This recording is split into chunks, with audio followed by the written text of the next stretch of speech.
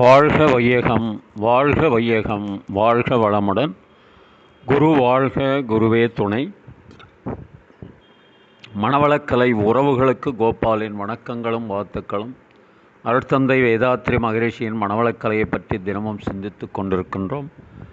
சுவாமிஜி அவர்கள் எழுதிய வாழ்க்கை மலர்கள் என்ற நூலில் இருந்து ஆகஸ்ட் மாதம் 23ஆம் தேதி பாவமும் புண்ணியமும் என்ற தலைப்பில் சிந்திக்கவிருக்கிறோம். நன்மையும் தீமையும் செயல்களில் இல்லை. செய்யும் செயல் என்னென்ன விளைவுகளை தருமோ அந்த விளைவை கொண்டுதான் நன்மையும் தீமையுமாக பிரித்து பார்க்கிறோம்.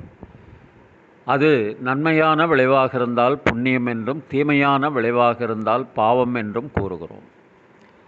பசி எடுக்கிறது, உணவு சாப்பிட்டு பசியை போக்கிக் கொள்கிறோம். ஆனால் நாவுக்கு சுவையாகவும் நன்றாகவும் இருக்கிறது என்பதற்காக அதிகப்படியாக உண்டால் என்னாகும்?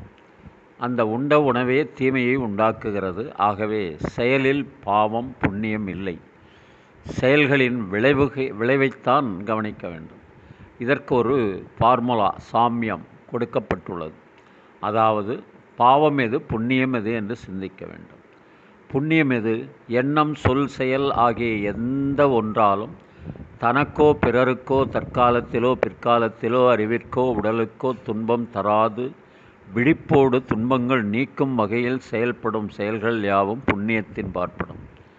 பாவம் எது? ஒருவரது எண்ணம், சொல், செயல் இவைகளினால் எதனாலேனும் தனக்கேனும் பிறருக்கேனும் அன்றைக்கோ பிற்காலத்திலோ உடல் உணர்ச்சிக்கோ பகுத்தறிவுக்கோ துன்பம் விளைவதாக இருந்தால் அத்தகைய செயல்கள் பாவம் என்பதாகும். அருட்தந்தை அவர்கள்.